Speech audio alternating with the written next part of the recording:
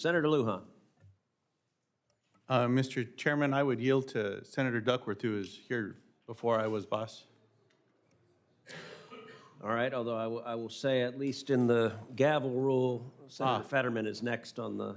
I'm fine with that too, Mr. Chairman. All right, Senator Fetterman.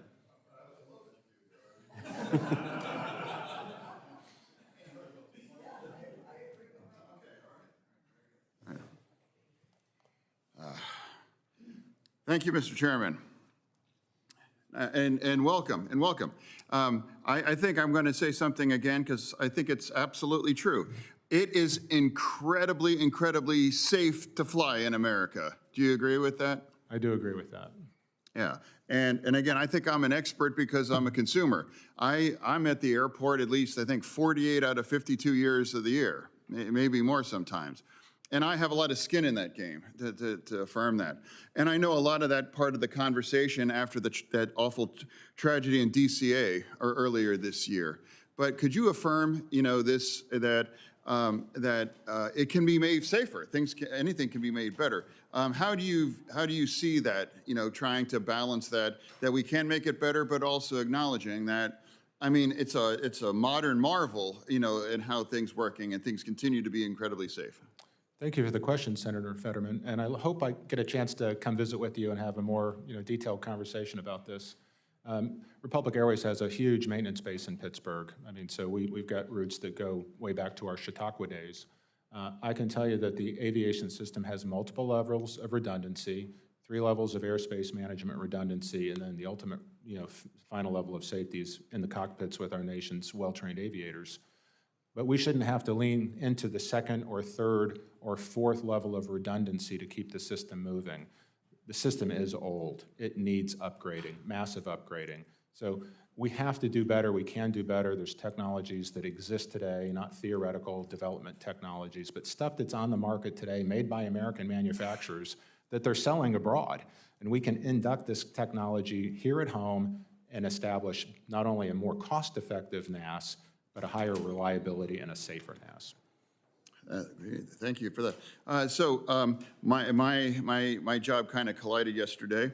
Homeland Security, and we were talking about the security about a lot of the international events that we're going to be hosting here in our nation.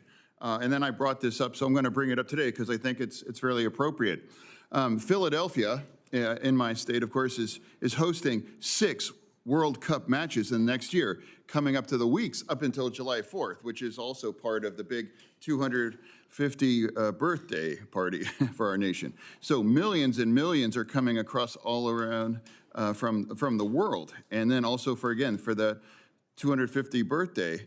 And now that's been described as the day before Thanksgiving for 3 months. Is that accurate? The expectation within the industry is we're going to see significant volumes, not only through our airport terminals, but certainly on our aircraft. Do we feel like we're going to have enough time and we can do more supportive to make sure that we staffed up and we do the kinds of appropriate changes to make sure that we're able to handle all that kinds of incredible volume? Well, unfortunately, I think the challenge we're going to face accommodating all the demand that will be there is the fact that the airspace itself is holding us back.